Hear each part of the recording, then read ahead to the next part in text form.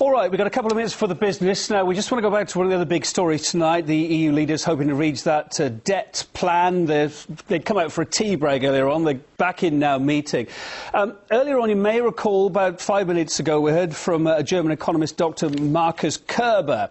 Now, he was referring in an interview to a German news magazine's revelations in the week of a French plan to sell Greece up to 4 new warships on credit. Odd timing, you may think. It's valued at roughly 300 million euros too, even though, of course, Greece is struggling to keep its head above water on the massive debt it's already got. That's what they're meeting about tonight. Let's discuss the timing of all this. And let's go to Greece. Economic analyst and international lawyer Nick Skrekas is he's not in Greece. Yes, you're in Athens tonight. Good to see you, Nick. So, I mean, let's just talk about this sideline while they're meeting. While EU leaders in great conversations tonight, including the French president, wrangling over these details to save Europe from a Greek default.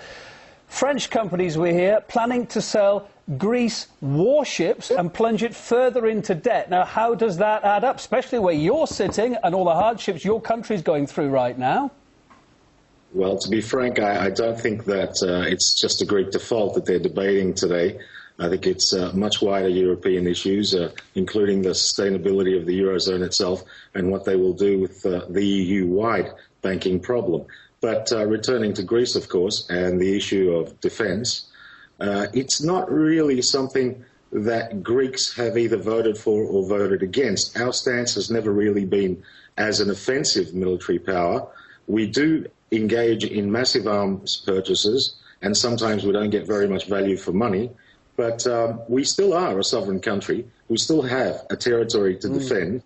And we could always argue that if the Germans paid us their war reparations, that we could afford more frigates. Why do you think this information, though, has come out to light now? This was only, why didn't it come out from the government? This has actually come out from a rival German arms firm, I guess, who may have been, I don't know, a bit peeved that they didn't get the deal. Why do you think, what can we read into the timing of this now, at this really critical time for Greece? A more suspicious man may think that there is something to it. I don't know. Let's just assume for the moment that it's just completely an accident.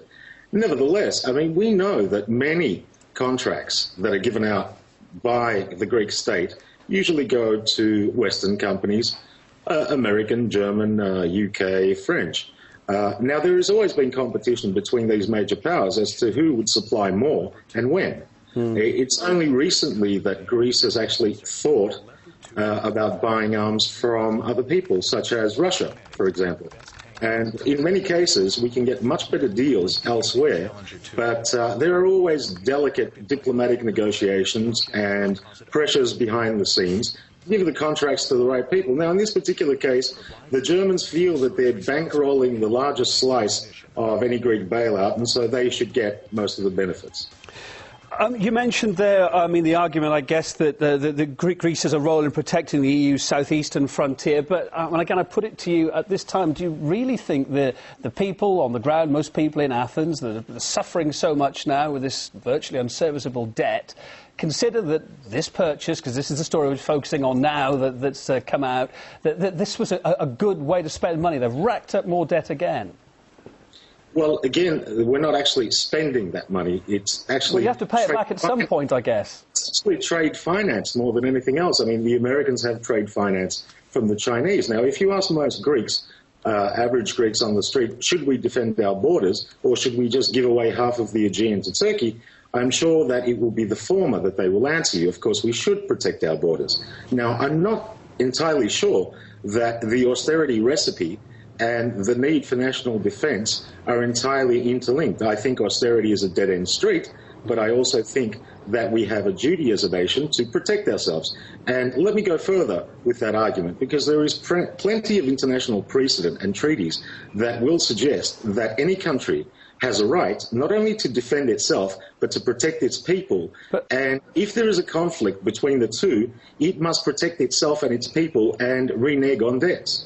I'm not a military expert, not pretending to be, but it's also a time to be looking at spending, a time to be cutting back, a time to be cutting corners wherever possible.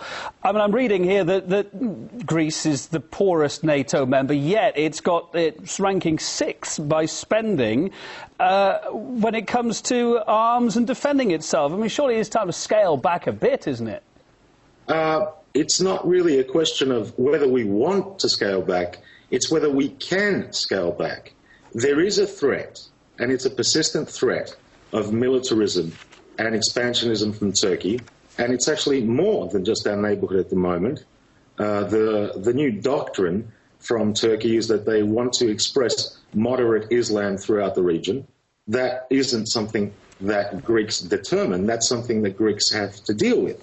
It is a defensive posture that we take, and let's remember, we aren't bordered by Switzerland or the UK or Sweden. We have people around us, and we live in quite a dangerous region. Nick Skrekas, always good to get your viewpoint when you're on the programme. Economic analyst and international lawyer as you are. Thank you for being on RT. Thank you.